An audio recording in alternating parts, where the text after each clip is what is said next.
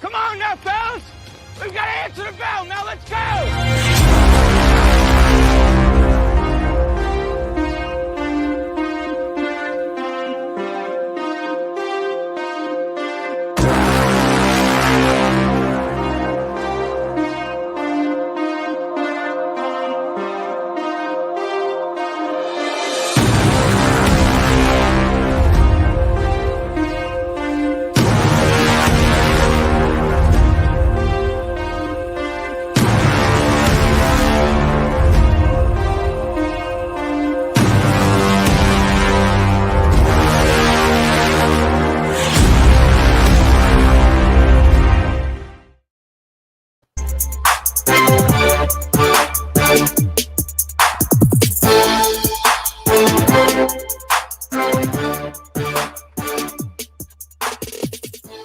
Welcome in to Main Street Sports today, presented by Mid-Tennessee Bone and Joint. I'm Chris Yow, joined as always by Mo Patton, and it is a interesting Friday weather-wise, but certainly going to be worth keeping an eye on if you are out and about tonight, whether you're down here in Columbia for Mule Days or you're out at a high school or college game.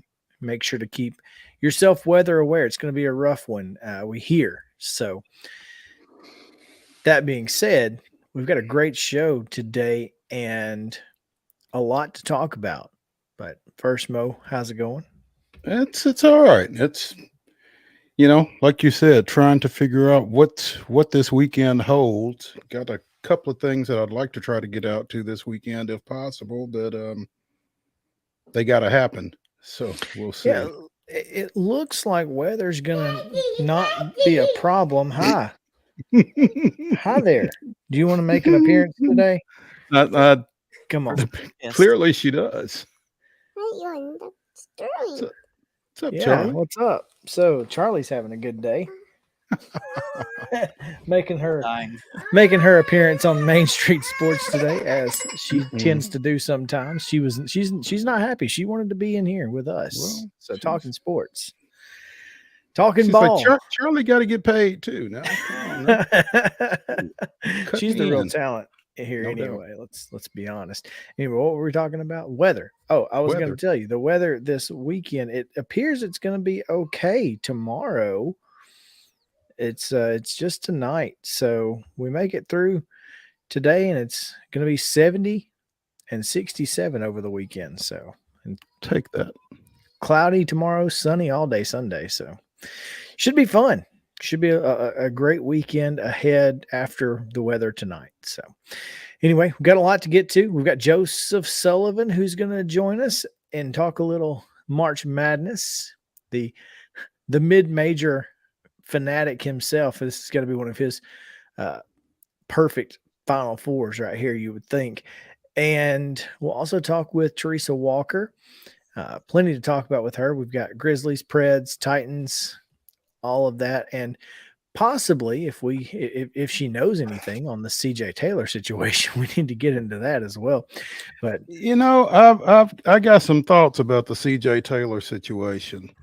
One is that I'm not sure just how much of a situation it is. Hey, I'm not. I don't necessarily disagree with you, but we'll get into that and much more. But before we do anything else, we do have to get you set up for the weekend with the schedule and yesterday's scores on the rundown. This is the rundown.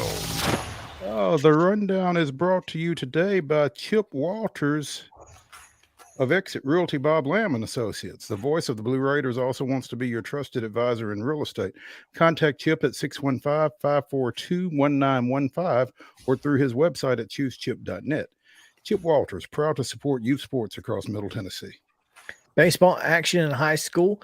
Yesterday, Kettle Moraine, Wisconsin, down Beach 4-1. It was Summertown 7, Cascade 6, Centennial 11-5 winners over Brentwood, Clarksville 2-0 over Silver Creek, Indiana, and Giles County 12-1 against Collinwood. It was East Robertson 9, Community 1, and Watertown 14-3 over Community as well. CPA down Pope Prep 12-2, and Rossview was a 6-3 winner over Dixon County. Eagleville edged Signal Mountain 6-5, and Lewis County was a 7-6 winner over Fairview. Page down to Franklin 11-5. While Friendship Christian did the same to Gallatin by the same score. Columbia Academy 4, Grace Knoxville 1, Greenbrier 11-1 over Springfield, and Goodpasture was a 5-0 winner over Hendersonville. McGavick 6, Hillwood 4, Hilton Head, South Carolina 11-10 winners over Murfreesboro Central. But like we said, Murfreesboro Central winners no matter what because they're in Hilton Head.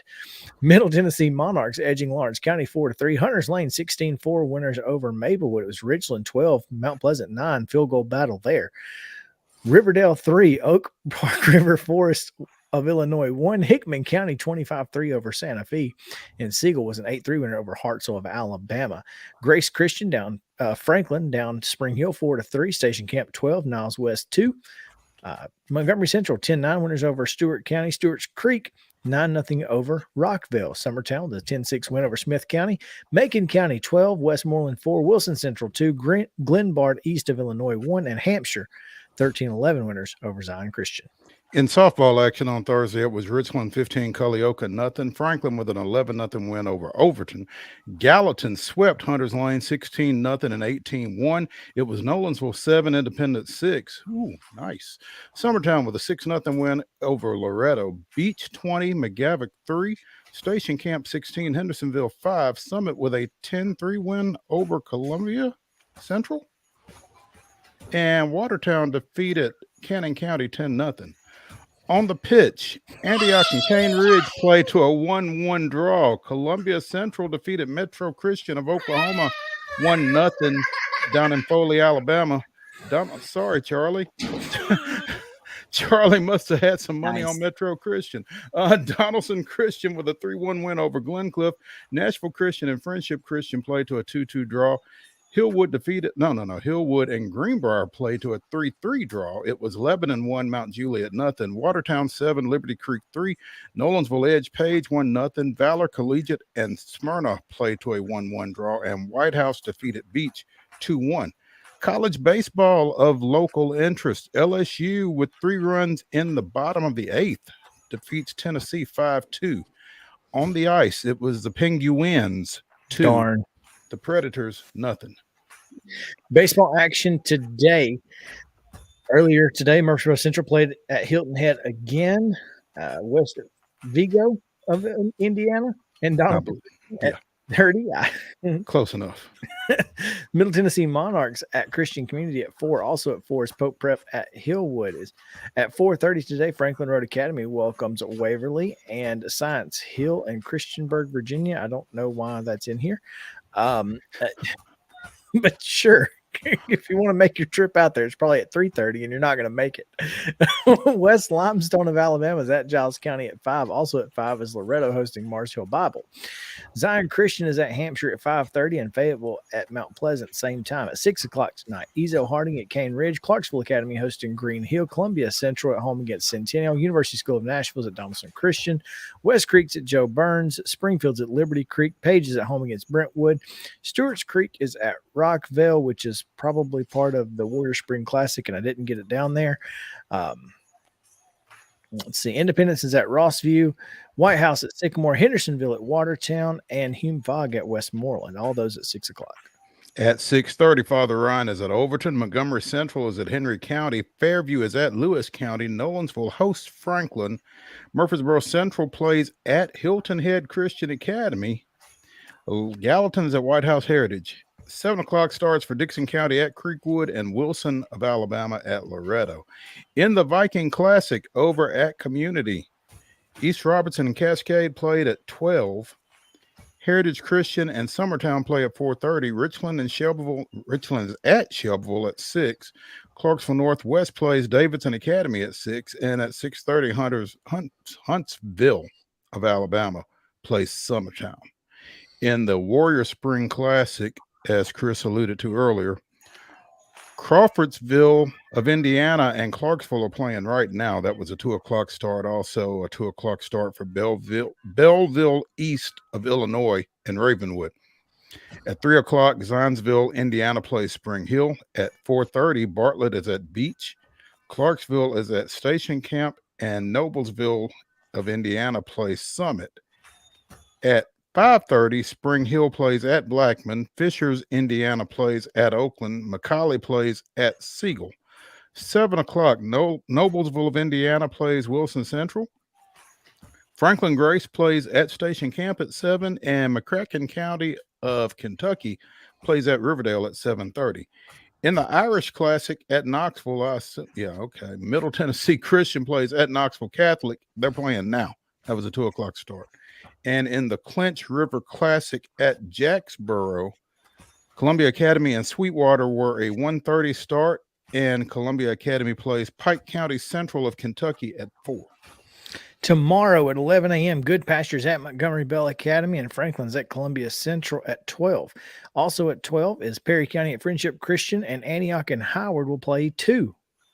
That's good for them. Rockville will be at Laverne. Again, that's probably in the Classic that I didn't get it down. I don't know why I'm missing Rockville. I just didn't get them down there. What did Matt Gillespie do to you? Right? Lipscomb Academy is at CPA at 1 o'clock. At 1:30 is Brentwood Academy hosting John Overton. Also at 1:30 is Creekwood at Dixon County. Cross County rivalry. Watch out. West Vigo, Indiana is at Clarksville Academy at 2 o'clock. East Hickman's at Fairview also at 2, and Mount Juliet and Upperman same time. At 4 o'clock, Gallatin at Lebanon. At 6 o'clock, Page at Greenbrier, and at 6:30, Henry County is at Montgomery Central. In the Viking Classic continued, Richland is at Forest at 9 a.m. Huntland takes on Davidson Academy at 1 p.m. Gosh, that's tough. 9 a.m. baseball starts. No, please. Lawrence County has a pair at 1 and 3. First is Madison County of Alabama out of Gurley, and Wilson, Alabama at 3 o'clock. Warrior Spring Classic on Saturday, Crawfordsville, Indiana, and Briarcrest at 10 a.m. Alexandria, Indiana, and Davidson Academy at 11. At 12:30 is Franklin County, and Oakland is at Oakland. Zionsville, Indiana takes on Beach. Clarksville takes on Grace Christian of Franklin, and Siegel has Hamilton Southeastern at home. At 1:30 is Wilson Central Summit. At 3 o'clock, McCauley's at Blackman, and Beach at Smyrna. Also, Coffee County at Riverdale. McCracken County, Kentucky, and Station Camp will also be at 3. And at 4 o'clock is Clarksville Northeast and Wilson Central at 4. Hoover Buck Classic down in Hoover. Surprise. Ravenwood takes on Florence and Prattville back-to-back starting at 11:30. In the Irish Classic, Coalfield and Middle Tennessee Christian at 9 a.m. and William Blunt and Middle Tennessee Christian at 11:30. In the Clinch River Classic, Columbia Academy takes on David Crockett at 10 a.m. and Portland has Bearden at 3. Softball action. Summertown and Columbia Academy played at 12 o'clock at Columbia Academy. Baylor was expected to take part in that, but did not due to impending weather. So 4:45, Madison Academy is at Hollow Rock Brewston. Again, another wayward game in our schedule. Santa Fe is at Perry County at 5. Also at 5, Monterey is at Watertown. At 5:30, Cascade plays at Columbia Central. 6 o'clock starts for Moore County at Giles County, Trousdale County at Hendersonville, and at 7:30, Greenbrier plays Dobbins Bennett. Also, the Brentwood Invitational is going on up at Crockett Park this weekend. Check your local listings. Saturday, Friendship Christian plays at Milford, Ohio. That's an 11:30 start. And at 2 o'clock, Battle of State Champions as Columbia Academy plays at Zion Christian. Coverage on that one later tomorrow on MainStreetMurray.com. Boys soccer this weekend. Today, right now, Bartlett and Columbia Central are playing down in Foley. 4 o'clock, McGavock is at Donaldson Christian. At 4:30, Ezel Harding is at Antioch. At 6, Giles County is at Lawrence County. Also at 6, Adamsville is at Loretto. Clarksville Academy is at University School of Nashville. 7 o'clock, first touches for Marshall County at Page. Independence at Riverdale, Merrill Hyde at White House Heritage. Hendersonville at Beach, and at 7:30, Knoxville Central takes on Gallatin. Saturday soccer, Martin Luther King is at Overton at 11 a.m. 12 noon start for Farragut and Hendersonville. Also, Gallatin and Greenville play at some point on Saturday. Not sure when or where. Girls flag football in Williamson County on Sunday at Centennial. It's the host Lady Cougars in Brentwood at 2. Brentwood and Fairview at 3. Centennial and Fairview at 4. At Ravenwood at 2 o'clock, it's the host Lady Raptors in Indy at 2. Indy and Franklin at 3. Ravenwood and Franklin at 4. At Summit at 2 o'clock, it's the Spartan women and Page at 2, followed by Page and Nolensville and Summit. Baseball action this weekend, the Collegiate Ranks Weekend Series. Tennessee continues at LSU tonight and tomorrow. Vanderbilt hosting Georgia this weekend, probably tomorrow and Sunday with a doubleheader, but you can check your local listings. Bellarmine's at Austin P. Belmont hosting Evansville. Liberty's at Lipscomb. FIU is at Middle Tennessee State. Trevecca is at Lake Erie with a doubleheader on Sunday and Monday, so they'll play 4. Cumberland is at Freed Hardeman for a 3-game set. UT Southern is at Bethel, and junior college play tomorrow and Sunday. Both of these will play double headers on Saturday and then play a Sunday game, maybe 2. Southwest Tennessee at Columbia State and Vol State hosting Walters State. Softball at the collegiate level this weekend. Tennessee is at Texas A&M. Austin P is at Florida Gulf Coast. Belmont is at Evansville. Stetson visits Lipscomb. Middle Tennessee State hosts FAU. Eastern Illinois will be at Tennessee State. Trevecca hosts Northwood in a doubleheader on Saturday, and Ashland in a doubleheader on Sunday. Freed Hardeman plays at UT Southern this weekend, and in junior college softball action, Southwest Tennessee is at Columbia State. Double dips both Friday and Saturday, and Walters is at Ball. Doubleheader Saturday and Sunday. Major League Baseball, the Braves and the Nationals will resume their 3-game series tomorrow. They are not playing today, but they will finish up tomorrow and Sunday. Blue Jays at the Cardinals this weekend. Also, the Brewers at the Cubs and the Rockies at the Padres. In the National Basketball Association, the Clippers visit FedEx Forum tonight, taking on the Grizzlies. That's a 7 o'clock start on Valley Sports South. And on Sunday, the Grizzlies travel to Chicago to take on the Bulls, 2:30 on Valley Sports South. On the ice, Predators hosting St. Louis at Bridgestone. That's a Saturday noon puck drop that can be seen on the NHL Network. And that is your rundown.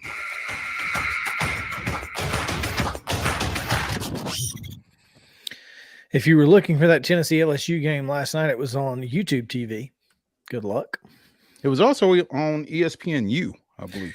It was, but I think YouTube TV was the presenter, and ESPNU was just taking the feed. So it was interesting. I couldn't find it on ESPNU because I don't have ESPNU. So well, it was an ESPN crew. It was Dave Neal, Kyle Peterson, and Ben McDonald. So yeah, just for whatever that's worth. Top story today, Mo. You'll have to tell me if this, if this is the first time. Brandon Miller has elected to forego the rest of his collegiate career. Is this really a story? I mean, did anybody expect Brandon Miller back? No, it's official, though. And the reason I brought it up, one, again, we don't have to talk about it very long. We don't have long to talk about it. But 2, is this the first Cane Ridge alumnus to play in the National Basketball Association, to your knowledge? If he does, I feel like he will be. Cane Ridge is not a very old school, less than 10 years, maybe. So yeah. I cannot think of another Cane Ridge alumnus who would have been this close to the NBA.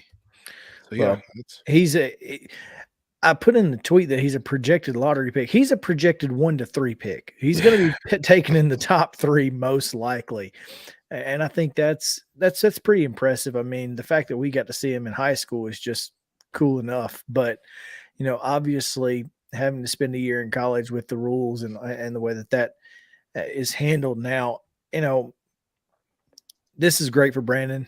And I think it's really important for him to go ahead and just move on and not have to worry about Tuscaloosa much more. But I think, obviously having some time there, having grown up an Alabama fan, it's pretty cool for him to be able to have worn the crimson. Apparently his dad played football at Alabama. Yeah. Which that's it makes a lot of sense when you know the background. Mm-hmm.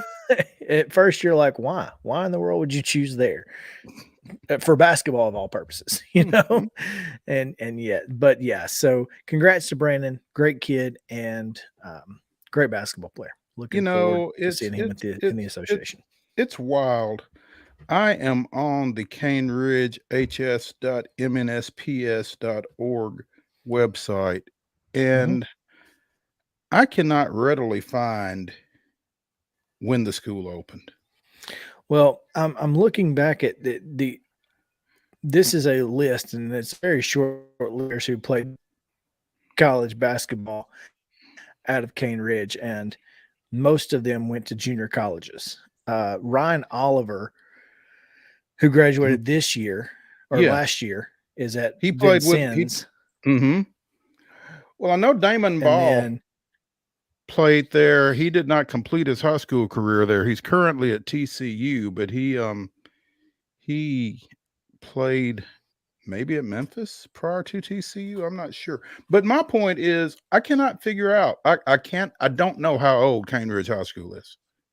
And I don't know by looking at their It's website. at least 2013, but I don't know. But it's at least 2013. So, because this Daquan Bond, who played at Cumberland, graduated in 2013 from Cane Ridge. So there you go. That's all we know.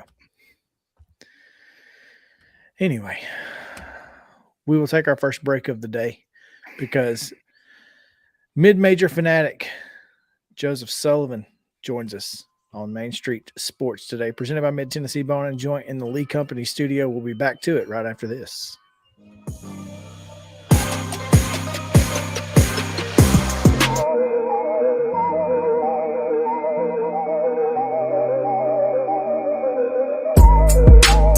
Mid-Tennessee Bone and Joint treats your orthopedic injuries and existing conditions. Our trained physicians will get you back in the game faster.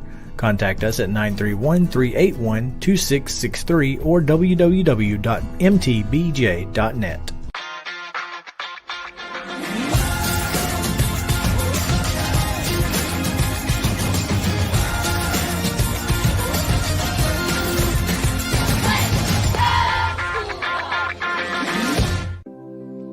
Custom Stone Handler supplies over 600 distributors and suppliers with quality stone products. Along with River Stone, we produce and distribute over 100 building, landscape, and other bulk products.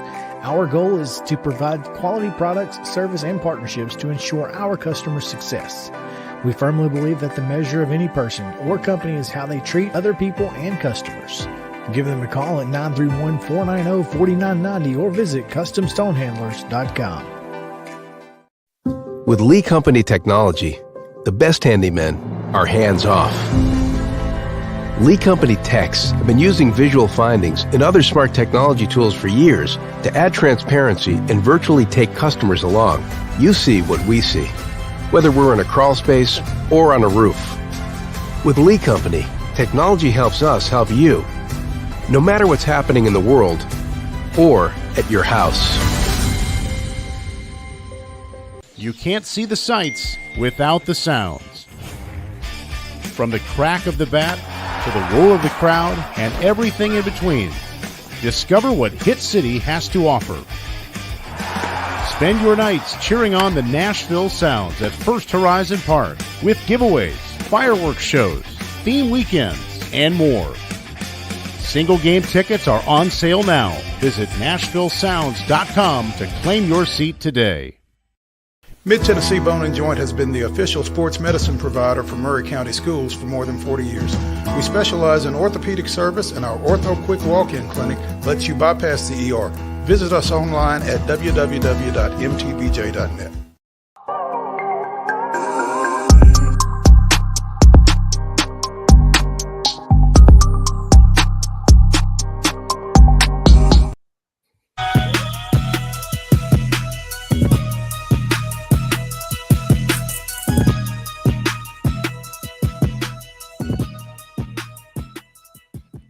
Welcome back in to the Lee Company studio. It's Main Street Sports Today, presented by Mid-Tennessee Bone and Joint. Chris Yow and Mo Patton here with you on this Friday, a windy Friday, as you could tell. I went ahead and closed that door that, that was open over here.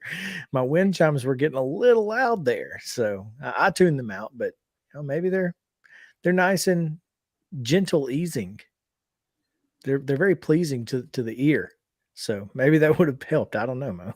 Well, I mean, that's kind of the intent of wind chimes, is for them to chime in the wind. So very relaxing, if that's what you're trying to do. But be relaxing this weekend, taking in some hoops. March Madness continues. Semifinals tomorrow, women's semifinals tonight, championship on Sunday, men's championship on Monday. But now we want to talk to our, Mo, we have Keith Bullock, Mr. Monday Night. We just called Joseph Sullivan Mr. Mid-Major. Mr. Mid-Major? Okay. I'll accept that. I'll accept that. That's a nickname. The thing is, he doesn't necessarily have to be Mr. Mid-Major, because all three of us, well, you and I each attended mid-major institutions. True. Joe, I don't know where you went to school, but you certainly are a mid-major advocate, as has been witnessed by your appearances on our show. Where did you go? So I went to St. Joseph's in Philadelphia, so I'm definitely a mid-major. Oh, okay. You are as mid-major as it gets in. So yeah, this is we're all about the mids. we're not mid, but we're about the mids. You guys, if I'm going to interrupt you because I know you want to ask it, but you guys got me thinking. I was listening to you talking about Brandon Miller in his high school, and then you mentioned how it was unusual they would go for Alabama for basketball. Interestingly, he didn't leave Cane Ridge to go to like IMG Academy or Oak Hill. True. Which as being one of the best young players in America, the pathway for many of these players is not at places like Cane Ridge. So it's really unusual, both his high school and his college choices, I would say. It's really unusual, and I think it was a tribute to his family and their commitment. Like I said, I think they're both from Nashville. I think it's a tribute to his coach, Marlon Sims, who we had on the show while Brandon was there, and earlier this year as well, who is he was a former Nashville standout himself at the high school level when he played at Whites Creek. But I mean, I think it's good for kids to know that they don't have to go to Oak Hill or IMG or to the prep school route necessarily to get where they want to be. And so, my hat's kind of off to Brandon for completing his high school career here in Metro Nashville. Yeah, I mean, boy, high school rivalries and games and state championships are just fantastic. And the players that skip that, I just wonder what they're missing in their lives, to be honest with you. Yeah, I'd agree. Joe, there was an announcement earlier today. FAU extended Dusty May. One, were you aware of that? Two, are you surprised at that? I was aware of it. I'm not surprised that they were extending him. I think they got lucky in the sense that all the jobs that might have been attracted to him filled. So he obviously can't deal with it while he's still coaching in the Final Four. So there's no job out there right now that he would be that interested in, I don't think. He'd be looking at a job like something like Texas or, even down the line for him, I don't know how long Mike Woodson's going to coach Indiana, maybe for a long time. I don't know. But, that's where he went to college. He's a former student manager of Bob Knight. And that's how he got into coaching. So I think he's interested in a job like that at some point, but good for him. He's cashing in with really one of the incredible jobs in college basketball history to get Florida Atlantic University to a Final Four. It's just beyond remarkable and sometimes unexplainable how they got there. Yeah, it's interesting that you mentioned that all the jobs that he might have been in the hunt for kind of filled up before he could get done, because I thought about that at one point. Was he was he hurting himself with his team success? Yeah, he definitely missed a window without a doubt. And we'll see what kind of roster he's going to have next year. I mean, he only loses one. He can only one player runs out of eligibility on that roster, and it's I think his name's Forrest. He's a guard. He's not really an important player. One, you have to wonder in this portal days what's going to happen to a lot of these players. If they were to return, there's no reason they shouldn't be great again. Even though they're moving to the American, they'd still probably be the choice to win the American next year. That's insanity. But, you know, that's interesting. I didn't realize that they were bringing back pretty much everybody, because everybody. The I thing saw, is, and here I am revealing myself as Mr. Mid-Major, that Eastern Kentucky had a press conference with all the players who had eligibility remaining and saying we're coming back. And that shows the times we live in, and it's also stunning that they're all coming back. So I don't know how they didn't have that great a year. So I guess the coach won on back, but it is. We'll see what happens with Florida Atlantic after they get through this weekend. How many of those kids are coming back? I did. You know, the last time we talked, I was not that complimentary to Florida Atlantic, and boy, it makes me look bad. But you know, I saw them on the night when they lost to Middle Tennessee. And I would think that Brian Dutcher, the San Diego State coach, has watched that game a number of times, because it might be a key to beating him. You know, Nick McDevitt had a great game plan that slowed them down and really made it the type of game that Middle Tennessee could win. And Middle Tennessee and San Diego State are not that far apart in terms of how they play the game. It's defense first and offense, hopefully, is sort of how they play. Joe Sullivan, former Boston Globe sports editor, joining us here on Main Street Sports Today, presented by Mid-Tennessee Bone and Joint. And as you mentioned, Florida Atlantic headed to the AAC once they get done with this Final Four run. Also, NIT champion North Texas and NIT runner-up Alabama Birmingham both headed to the AAC as well. But I would imagine that the Memphis Florida Atlantic conference matchup will be circled certainly by the folks in blue. Yeah, after that game. So I was at that game in Columbus. It was the fourth game of the night, and it was not that great a game. It kind of dragged, and it was a lot of whistles, and then it just came down to the end. And Florida Atlantic, as we've seen them do, made a winning play, and won the game. They have that in their DNA. They seem to be able to make the plays at the right time. And it was an interesting game, but just not like you could just, you know, like I said, a lot of whistles, a lot of stop and go, and not even that high scoring. I'd say one thing that's changed my feeling about Florida Atlantic since I've seen them again in the NCAA tournament is Jonell Davis, their best player and leading scorer. Suddenly, I think he could be an NBA player. You know, 6'7" guard with unselfish, rebounds, shoots well. Excuse me. I don't have the cough button. Anyway, I've really been impressed with him. He's a really good player. You know, it's interesting because Florida Atlantic does gives us so much to kind of look back on this season with Conference USA, and 18-2 in postseason play, and that second loss came to another Conference USA team. But, you know, and it just goes to show that in Florida Atlantic's run through this tournament, how difficult it is to win on the road in Conference USA. As you said, I mean, Mo, you mentioned it. Middle Tennessee State is the last team to beat Florida Atlantic. and almost got them in the tournament semifinals as well. I mean, it was an overtime thriller in that one. So, or just about. And when you look at teams like San Diego State, who played a tough conference as well, it really just shows the parity of college basketball and how tough conference games, no matter what conference you're in, are tough to win, and they prepare you for a tournament. They really do.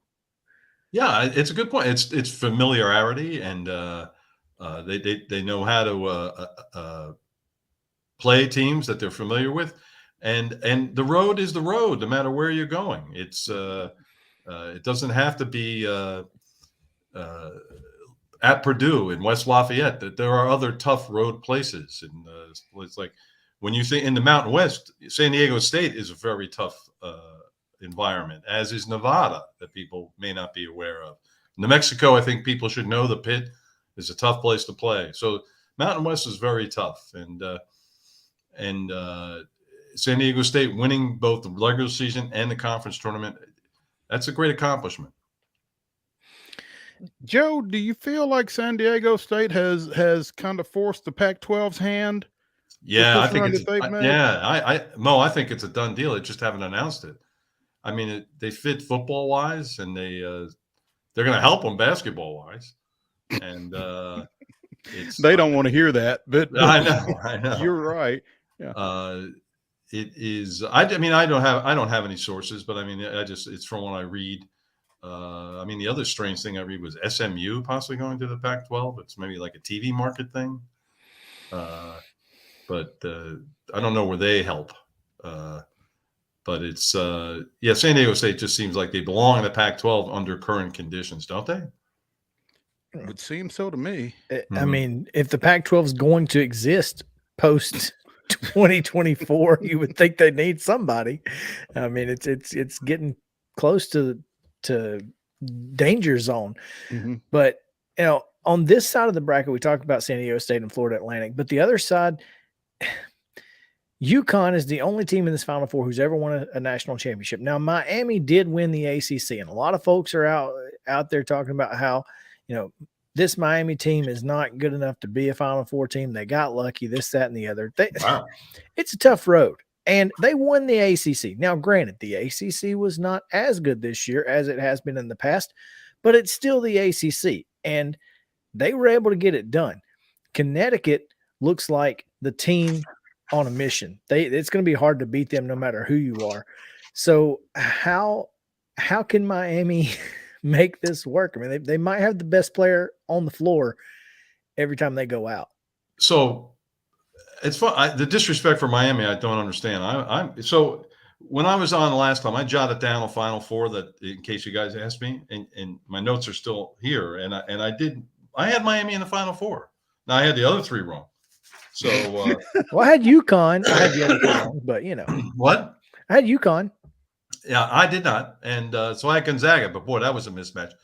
And but I think it's unquestioned that UConn is the best team in the Final Four right now. They're playing the best, and if they continue to play at the level they're playing at, they're going to win this. But anyone who thinks Miami can't beat them is foolish. This Miami team is they're unusual in that they really lack size. They have no one taller than 6'7", except Omar. The big guy is sort of like shaped like a square. He's like as wide as he is tall, he seems, and strong.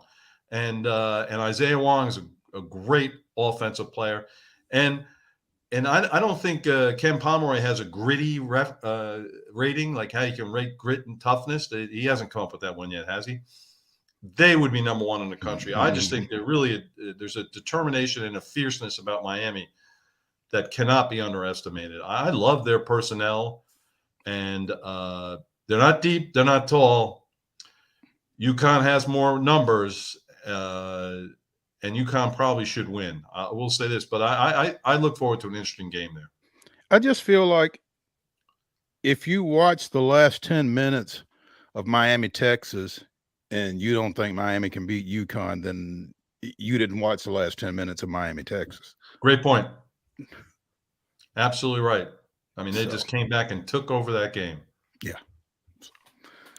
I mean, this is just, I mean, they've just got so much, Isaiah Wong really is a difficult player to handle for anybody. So Yes. I'm interested. I think this is a really intriguing game. I think that these two games particularly together are really interesting because, if it were UConn and Florida Atlantic and Miami, San Diego State, I wouldn't be nearly as interested, but I think I'm more interested in these two because while the championship game, you may get something a little goofy, these two semifinals are worth watching.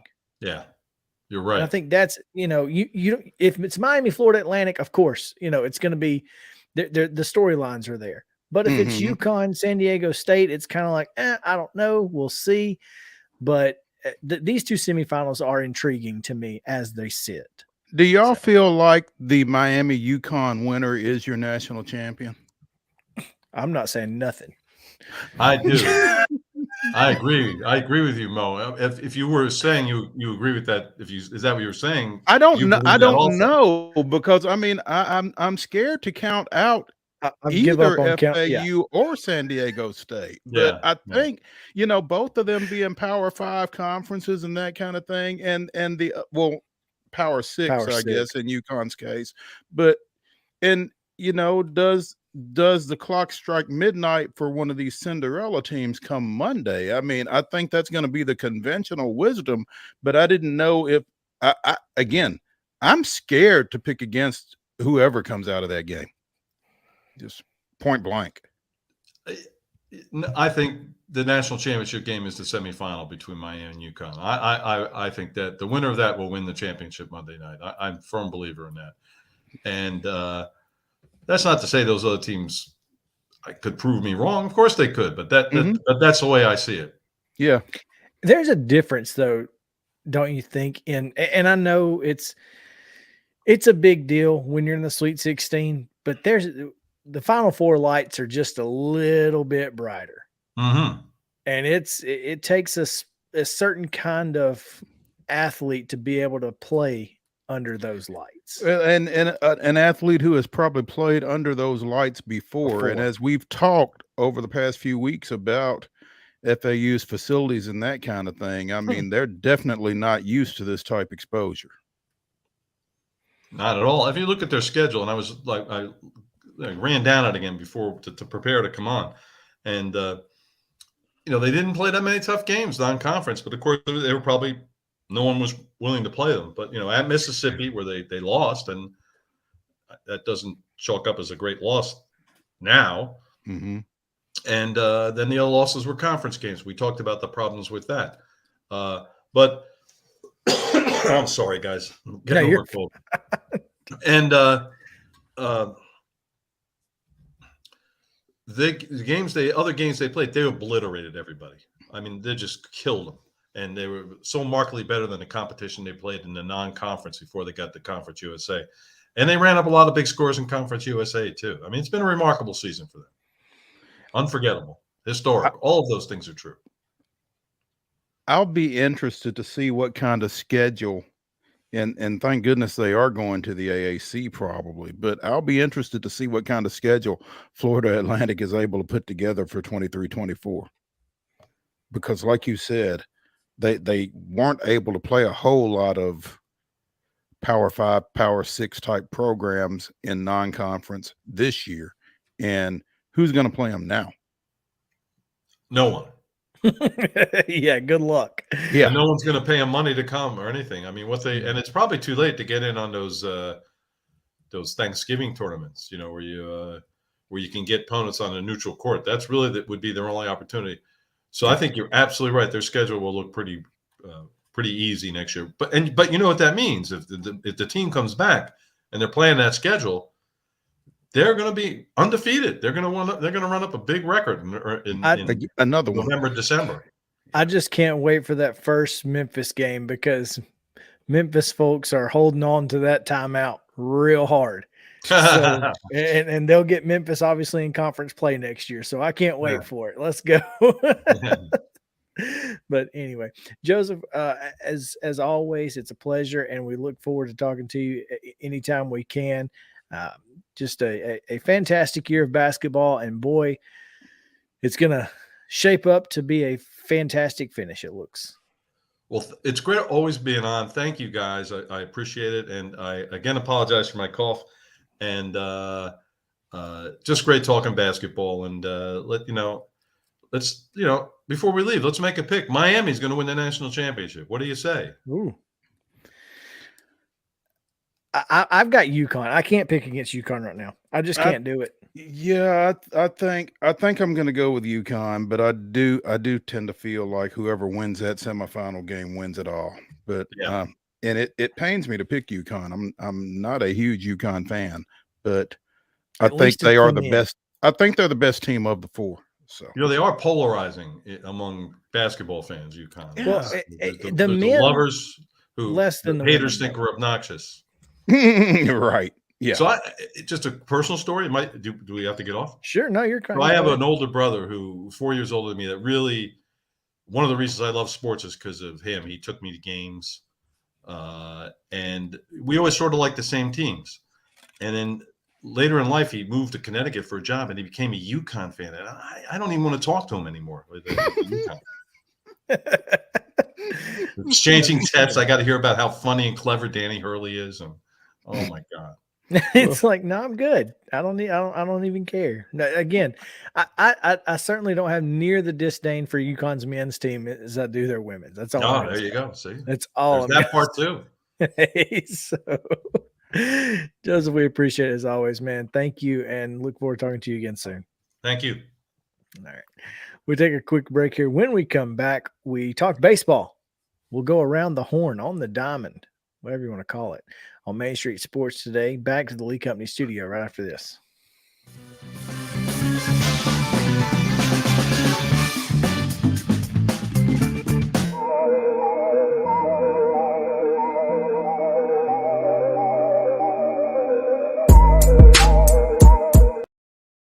Walmart Supply Chain is hiring in Lebanon. Earn up to $22.25 an hour when you join our new fulfillment center. Enjoy competitive pay and premium perks, including 100% paid college tuition, 401k match, flexible schedules, a free Walmart Plus membership that includes discounts, and free Paramount Plus, paid time off, and so much more. Fulfilling work starts right here. Text JOIN to 240-240. That's JOIN 240-240 to apply now.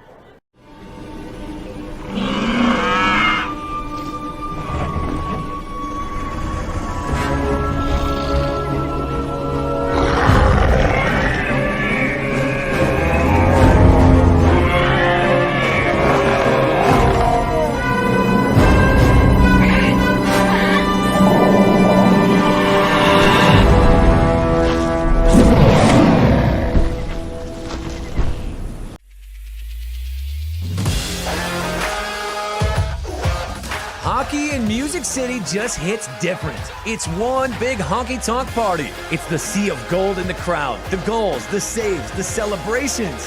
It's an experience like no other. Experience Predators hockey all season long. Visit NashvillePredators.com/season tickets and join the Loyal Legion today. That's NashvillePredators.com/tickets, and we'll see you at Bridgestone Arena. You've been putting back a few, and a few becomes a few too many. For a moment, you think about calling for a ride. Nah, you live nearby. What's the worst that can happen? You get pulled over, your insurance goes up, you lose your license, you total your car, you kill someone.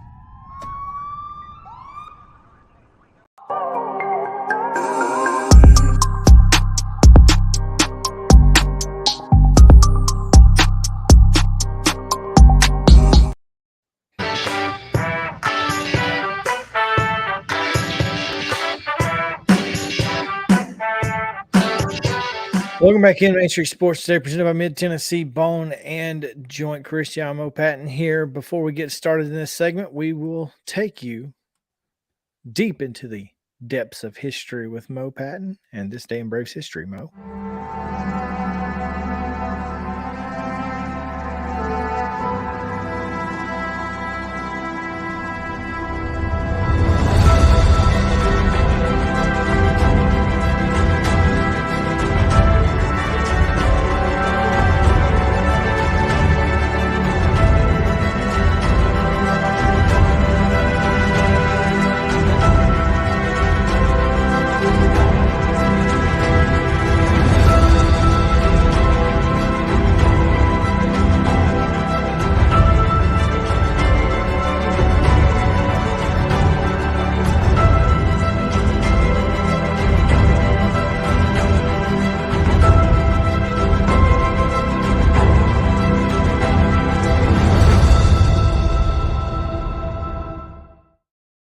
Well, it's not that deep into the depth of Braves history. March 31st, 2008, the Braves and the Nationals play the first game ever at Nationals Park.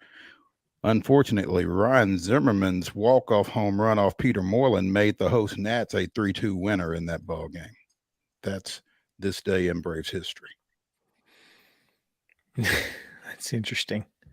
Yeah. And, you know, I mean, I don't hate that they let them walk it off in their stadium's first game. Congrats to them, whatever. I kind of do. Yeah, you know, it is what it is. I kind of do. I don't want the. I mean, if it were the Mets, I would care, but I literally don't care about the Nationals. Like, I'm just apathetic to the Nationals. Even when they won the World Series, I wasn't even mad. I was like, okay, cool, good for them. But they're not apathetic about us, though. Well, that's because you know yeah. So Because we are the Yankees of the NL East. If that makes sense. I mean, everybody's always chasing us. I like that. So it makes sense that nobody else in the division likes us as we're going for our 6th consecutive NL East title. First thing first, Mo. I hate to say sorry, Rick, you were wrong. But Rick Sweet told us that there was highly unlikely that today's opening day game would be postponed, but it has in fact. Nashville Sounds will not play until tomorrow. Well, and here's the thing.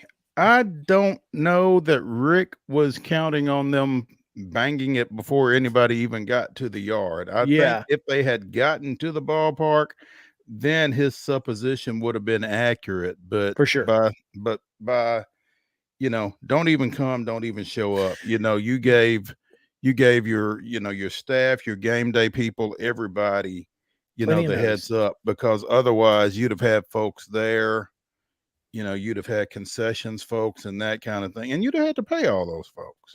It's interesting because this is kind of like calling off school for a snow forecast, and then it doesn't snow. Like, you better be careful. So we'll see how that works out for him. But here's the good thing: if you have tickets to today's Nashville Sounds game, you can show up tomorrow. They've sent you an email on how to exchange your ticket for tonight. You can go tomorrow or to any future Nashville Sounds game. So I will say this, that gets interesting. If you've got tickets for tonight and you decide to show up for tomorrow, and you've got folks with tickets for tomorrow, how do you accommodate? So they only sell for the day. So they'll only sell 10-5 or however many the stadium holds. They'll only sell that many that day. So if 5,000 people had tickets for today and 5,000 different people had tickets for tomorrow, then they wouldn't sell but 500 tickets. If that makes sense. Do you see what I'm saying? Well, I didn't hear what you were saying. Oh, okay. You went out on me. So essentially, basically, they only sell per like the capacity number of tickets per day. I get that. What if where does pre-sale come in? If you have sold 6,000 tickets for tonight and you have sold 8,000 tickets for Saturday night, and you hold 10-5. If that's the case, I don't think that's the case, and rarely would it be. But then you got a problem. Then you're hoping that only 3,000 of those 6,000 decide to exchange their ticket for tomorrow and exchange it for a future date. Or maybe when they go into the portal, if 3,000 people have already said, I want to switch it to Saturday, then Saturday's not available to those people. That would be my guess. Yeah. Because it's all online. It's all taken care of online. Just go to if you have tickets today, go to the email. You can exchange it for a future date, including tomorrow, maybe. if they're not sold out. And here's the good thing, though. If you go tomorrow, you get 14 innings instead of 9. And you get fireworks. Oh, is it fireworks? They're doing fireworks after the second game tomorrow. It was way too early for fireworks. Last year, it was all the way into dadgum June before I got a firework. Well, Maybe they realized the error of their ways. Must have. But either that or Jeff was like, okay, listen, I'm tired of this Yow dude. This dude is lighting us up about not having fireworks. Can we please do fireworks so I don't have to listen to him? Yeah. Oh man. But there's that. Yesterday, Mo, 14 pitch clock violations across Major League Baseball, including one that wasn't a pitch clock violation. It was a base runner violation, huh? Not getting back to the base quick enough, which is very interesting. I don't understand this one. You're asking me like I know. I mean, I don't even understand, like, if it's even a rule. Like, is it a rule? Like, you have to, because it is a judgment call from what I understand. It just says reasonable, a reasonable time. I got nothing, man. Literally, I don't know. I just saw something on Twitter or something about this was in the Mets game, right? Yeah. Jeff McNeil was issued a strike because Pete Alonso didn't get back to first base quick enough for the umpire's liking. Well, see, if I'm Jeff McNeil, then me and Pete got to have a conversation. Like, wait a minute. Like, dude. But Pete's going to be like, I didn't know. Like, yeah. How am I supposed to know how long I've got to get back? This is a problem. This is going to be a problem. And I thought most of the issues would be ironed out during spring training. This is one we didn't hear about in spring training. I don't remember. Yeah. I mean, if umpires are just going to be coming up with ways to violate the pitch clock, then yeah, this is an issue. Well, as that tweet suggests, Mets gone Met. Like I said, if I'm Jeff McNeil, and I'm no Jeff McNeil apologist, but man, I mean, dude, seriously? Yo, Bear. Hold that strike for him. Let him come up to the plate with an 0-1 count. Right. Yeah. How does the base runner do anything? How is that on me because he didn't get back? That's like putting a college on probation 5 years after the people who violated the rules are gone. Gone? That never happens. I mean, like, that's exactly what it is, though. It's the same thing. Yeah. Oh man, what a crazy day. 14 pitch clock and like violation. you said, it's going to happen again. Oh yeah, it's going to happen again. I mean, once you open that Pandora's box, I mean, yeah. So now you got guys having to rush back to the bag so that they don't cost their teammate a strike. And how was he off the bag? Was it after a foul ball or something, or what? Well, it was a 0-0 count. Oh, so I guess he hit a single and didn't get back to first base. I don't know. That's bizarre. It was bizarre. Yeah. Wow. So anyway, Braves yesterday get the win 7-2. We talked about it a little bit on the show yesterday, but also Max Fried goes out.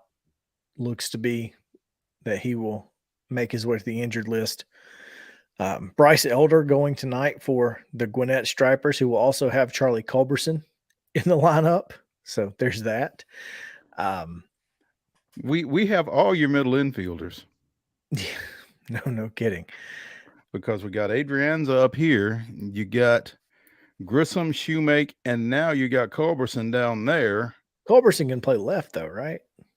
Correct. Yeah, he played a little bit of left field, so that may be where he goes. I don't know. We've got Luplow and probably Pilar. I don't know what Gwinnett's... Is Pilar down there? No. Pilar's on up. the Major League roster. Okay. I don't know what the Gwinnett roster looks like. Kind of like I don't know what the Sounds roster looks like. I can tell you. I've got it literally right here in front of me. Charlie Culberson, Joshua Fuentes, Vaughn Grissom, Hoy Park, Yolmer Sanchez, and Braden Shoemake in the infield. Justin Dean, Jordan Luplow, Magnarius Sierra. The greatest name I've ever heard. Forrest Wall and Eli White in the outfield. Catchers Joe Hudson and Chadwick Tromp. And then pitchers Ian Anderson, Bryce Elder, a bunch of guys I've never heard of. Bryce Moran, Michael Soroka, Jackson Stevens, Ty Tice, and a couple other guys I've never heard of. Yeah. And Matt Swarmer. So there you go. Matt Swarmer. Yep. You've heard of him? I have. Oh, okay. And I think it was just from Mississippi. Oh. But he's not on the 40-man. Ian Bryce, Seth Elledge, Michael Soroka, Chadwick Tromp, Vaughn Grissom, Braden Shoemake, Luplow, and Eli White are all on the 40-man. Okay. All right. Jackson Stevens not on the 40-man. That's odd. I thought so too. Yeah. Huh. But anyway. Yeah. All right. Are they playing tonight? They are playing tonight. Like I said, Bryce Elder is set to go for the Stripers tonight, and which would set him up for a Wednesday start for the Braves. Which would be Max's Freed's start. Yeah. So there is that. Oh, they're playing the Jumbo Shrimp tonight. They got Jayville. Okay. So okay. I like this. Their tagline this year is "Take the bait." So nice. Big fan of this. They're using some peach as their Did you see color. that peach City Connect jersey that somebody worked up and put out on Twitter? I would be a fan of that. Yeah, I'd be a fan of that. 100%. Yes, please. Yeah. So, oh, by the way, if you are going to the Sounds game in tomorrow town with the Louisville Slugger or Louisville Bats, is Joey Votto. So Votto is starting the season with Louisville, and he'll be down here in Nashville. We missed him last year because he didn't come down, but he is. Well, he came down, but they were on the road, I think. Yeah, he was sent down to AAA, but he didn't come to Nashville because they were already here. Right. So he is here and will play. So just FYI, in case you want to get out there. Is that what that is? I would assume, yeah. Yeah. So anyway, there's all of that. And again, sorry, wanted to get back to the Braves real quick. Thought the offense was pretty good yesterday for the most part. It kind of disappeared in the middle of the game, but came back. Well, I mean, you're not going to score every inning, but they scored early and they scored 3 in the top of the 9th. And you'll take that. Yeah.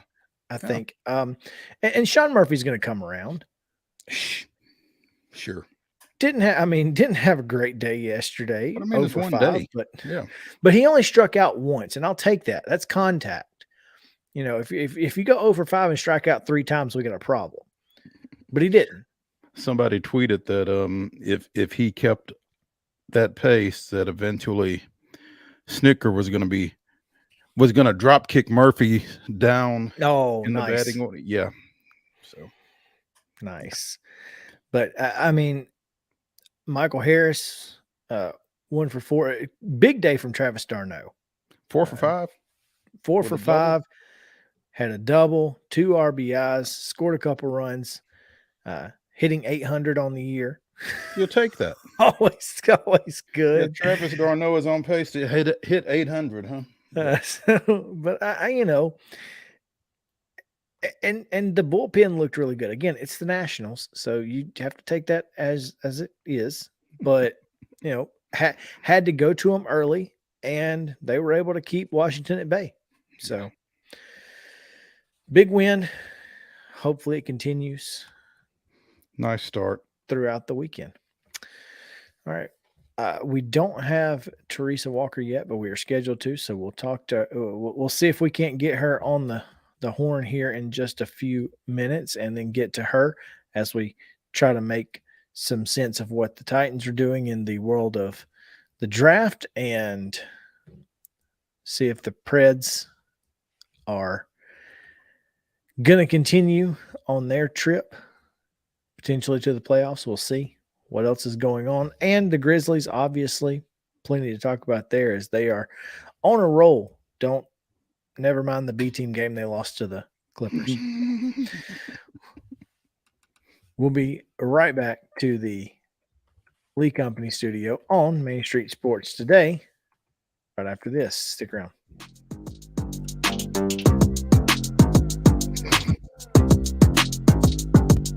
Mid-Tennessee Bone and Joint treats your orthopedic injuries and existing conditions. Our trained physicians will get you back in the game faster.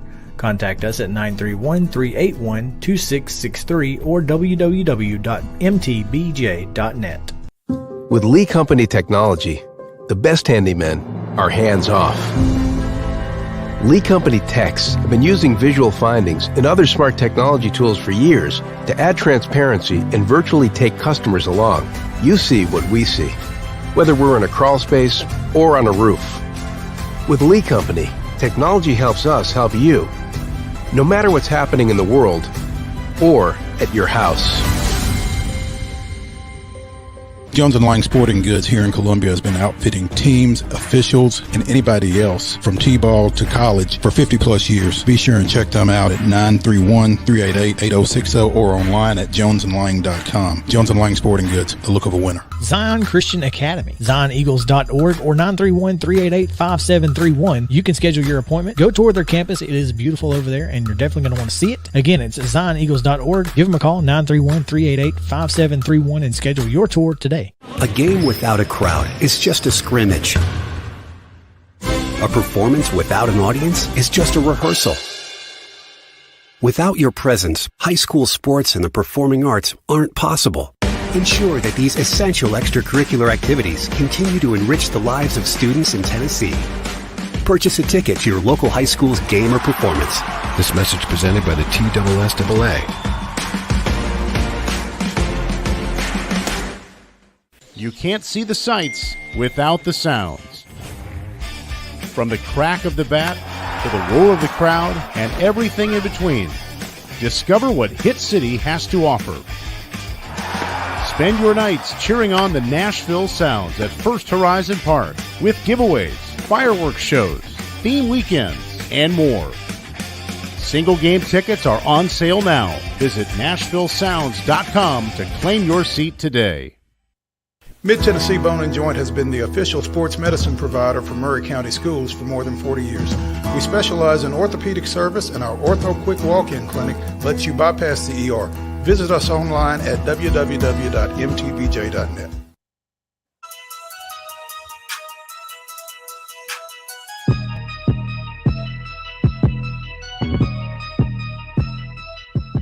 Welcome back in Main Street Sports Today, presented by Mid-Tennessee Bone and Joint. Back to the Lee Company studio we come, and we do it with a special guest.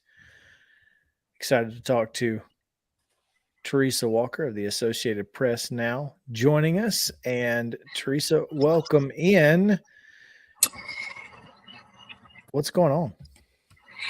Well, just too much. I mean, I was trying to catch online. I don't know what it is when I'm joining you guys, but it's just amazing that tech issues are not my friend when I'm trying to join up with you guys. I'm just saying. So I was online. I was using my phone as I tried to come from hither and yon. But, you know, it is what it is, and we're now connected. So that's what matters, right? There we go. I'm sure it's us. We tend to have those issues, but TERESA, glad to have you with us. It's been a while. Hope all is well on your end. On wood, we're doing well. I'm alive, and you know, that's always a good thing. Much better than the alternative. Amen. Well, before we get started in anything else, I guess the biggest news from yesterday was Olivier Commois entering the transfer portal. Well, considering that he disappeared in the loss to FAU, maybe it wasn't too bad of a move. I mean, his best game was against Duke, and then that guy just disappeared. So, and for everybody who wants to get upset, I'll just say this. Look what the portal brought the Lady Vols yesterday. And I'm sure Belmont fans weren't happy to lose Destiny Wells, but I mean, that's the thing. The portal giveth, it taketh, and it giveth. So, the Lady Vols got Destiny Wells and a great point guard, which should definitely help them. I'm glad that Jasmine Powell's coming back for a 5th year, but no offense, I'm penciling Destiny into the starting lineup. So Olivier and Kamwab, bye-bye. I mean, for everyone who wants to get upset, college kids who don't play athletics change schools a lot. Okay, they change majors. They decide that, you know what, this just isn't working for me. I need to go elsewhere, and God bless them. That's the beauty of the transfer portal. And what normal college kids have been able to do all the time, athletes now get to take advantage of. So, I don't get that upset with it. So, and here's the thing, Rick Barnes has done a fairly good job of filling his roster over the last few years. I think what Tennessee Vol fans are more upset with are the fact that they can't seem to go far in March. And, hello, look at who's playing tonight. Not a number 1 seed. UConn's the highest of the seeds on the men's side. And guys, be careful. It's going to be fun. I think the ratings for the women's semifinals are going to outdraw the men's semifinals. Let's just, let's just be ready for that, because it's just a little sad that maybe Caitlin Clark and Aaliyah Boston, aren't going up against each other in Sunday's title game. The SEC may get what it wants in LSU and Kim Mulkey against that South Carolina and Dawn Staley, but the big game is tonight. Don't say that in earshot of Virginia Tech. I know Virginia Tech has got a really, really good team, and LSU is going to have a really tough matchup. But no offense, but let's face it, Iowa had a heck of a resume to be a 1 seed themselves, and maybe they should have been the 1 seed instead of Indiana. Just saying.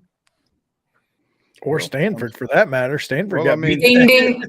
Yes, Stanford, Indiana both lost on their own courts the first weekend. Yeah. So either of those teams, Iowa has got just as good a reason to make an argument that they should be a number 1 seed. So that's the beauty of, I'm looking forward to tonight's game. As Magic Johnson put it himself, Caitlin Clark did something with her 40-point triple-double that neither he, Larry Bird, nor MJ did when they were in college.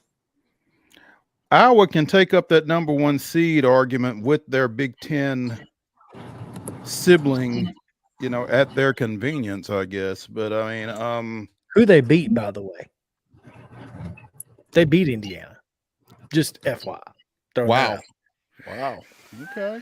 Well, I mean, the committee, as we say about the Mets, the committee gone committee sometimes, and this might have been one of those instances. Well, and I mean, hey, look at the men's side. I mean, you could look at that and say maybe they misseeded a whole bunch of teams. A whole bunch. I mean, FAU was a 9 seed. Maybe the committee ought to get away from sticking mid-majors into and at-large, teams from big conferences in those 8-9 seeds, right? Well, I mean, it's funny. Chris and I said that neither Memphis nor Florida Atlantic deserved that ball game to open.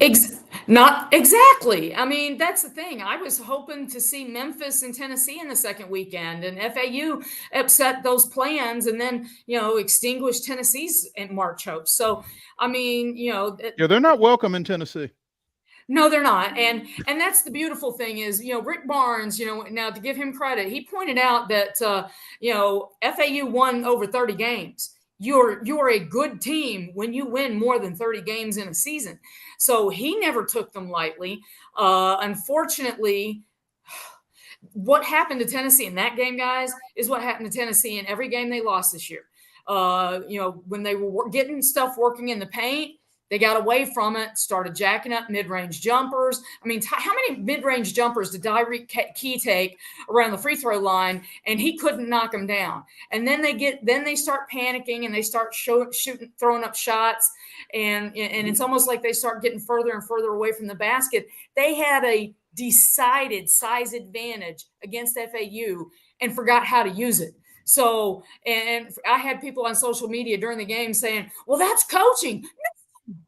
it's March. Players should know how to play the game by this point of the season.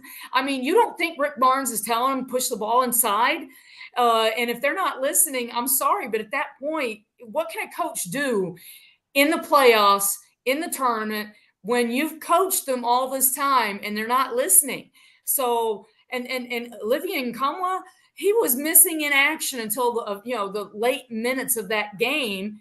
And, Rick Barnes said it here in Nashville after their quarterfinals lost in the SEC tournament, that they needed somebody to step up in the final minutes of games and take charge. And nobody ever did for this team. Zakai Ziegler might have, but when they lost him, we all kind of knew what was happening, right?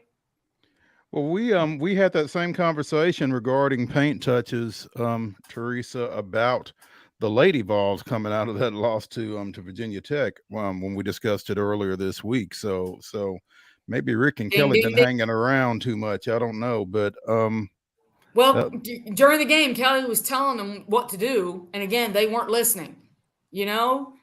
You take advantage of the advantages you have, and you work the ball inside. And basketball is a simple game. It's a little bit like baseball. It's not the scene from Crash or from Bull Durham, but the shortest distance between 2 points, the ball in the basket, get as close as possible. Ding, ding, ding. Would seem so. Teresa Walker of the Associated Press joining us here on Main Street Sports today, presented by Mid-Tennessee Bone and Joint.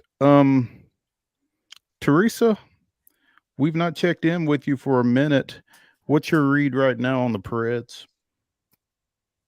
Surprisingly, stunningly hanging in, fighting, scrapping. I mean, these young kids that have come in with the injuries, Roman Yossi remains day to day. Philip Forsberg's out. We know Johansson's out. But these kids, they're getting a chance. And, I mean, that win in Boston, I'll just say this. That felt like a team and a franchise playing for a city, right? They Boston's clinched, and maybe they were overlooking the Predators with all the youth that they've got, but that team, give them credit. They came out and they played for the city on Tuesday night, and they dedicated that win to Nashville in the light of the shooting at Covenant School. So, but last night, UC Soros showed that he can only drag them so far, and, the youth is promising, but and I'll admit, I'll be honest, I'm not expecting them to make it to the playoffs, but they are sure keeping it interesting as these final games tick down. Far more interesting than I want it to be, because no offense, I mean, would it be nice to see them make a 9 straight playoff and extend that streak, which is, I think, either second or tied for second best in the NHL. But what does that do? I mean, if Saros is available, maybe they steal a game, maybe 2 in a first-round series. But I've seen nothing all season long to make me think that this team can win a round in the playoffs. So, and right now they'd be looking at the Vegas Golden Knights at this point. So, they're getting – these young kids are getting great experience. They're getting incredible minutes. It'll be beneficial down the road, but at this point, it's like it feels like they're playing out the string, and kids are getting experience, and that's the best thing that can be said for this team at this point. I love this tweet from Alex Daugherty of A to Z. He said, newest Preds defenseman Jake Livingstone, who signed a 1-year contract Wednesday, was in the facility. He's taking classes at Minnesota State currently, including business policy and strategy, agribusiness, and even a gym class. That's how young these kids are for the Preds. They're still trying to finish up college stuff. That's how young they are. I mean, it's like, your former intern who's been, he was in here trying to get something out of his bag. He's older than many of these Predators that are on the ice right now for them. It's so wild. It is. And they're getting great experience, and God bless them for that. They need that, right? This will pay dividends down the road. But for the Predator fans who are thinking, "Ooh, let's get in the playoffs. I want to see them get in there." Well, yes, the franchise could use the playoff money. Playoff games mean money to the ownership, which can be very helpful. But do you want to sit through that? I sat through that sweep last year. Those 2 games in Nashville, not very competitive, not very interesting, very painful. And so if that's what you want to watch, better, God bless you. But unfortunately, I'd be there. You would pay to see those games. And yeah, I'm just saying. Not saying, just saying. There you go. Be careful what you wish for. And continuing on that, we haven't talked to you in forever. Your read on the Titans and their draft process thoughts, obviously being up at kind of splitting off for some schools and then joining together at other schools' pro days. Does that make a difference, or is it just scheduling? I think it's part scheduling. And I mean, here's the thing. Nobody knows what they're going to do. Okay. Rand Carley, Nobody. first-time GM. Nobody. And anybody who says that is barking up a tree. Okay. I'm just saying, because this is the first time that Rand has been a GM. You can look at, but there's no track record whatsoever. And when John Robinson was the first-time GM, he had the #1 overall pick, thanks to the misery that was the transition from Ken Wisenhunt to Mike Mularkey.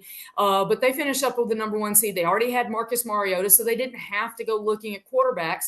And 2 weeks before the draft, the fun surprise, I'm looking at my phone and, the Titans announced. I mean, I'll give them credit. They announced their own news. This did not leak out through some national reporter. They said, we've traded our #1 pick to the Rams. And, so God bless them for that. But we don't know. Now, what we know, Ryan Tannehill under contract for this season. Derrick Henry under contract for this season. Jeffrey Simmons, they have the 5th-year option for his contract, and he's under contract. But, that's something that, Jeffrey Simmons has kind of made clear he wants an extension. And, for everybody panicking about that, this isn't the time to get that done. Okay. They have to figure out, they re-signed Corey Levin. They're bringing him back. They've added a 5th-year tight end in Trayvon Wesco, just announced within the last hour. So they're adding little pieces here and there, but we don't know.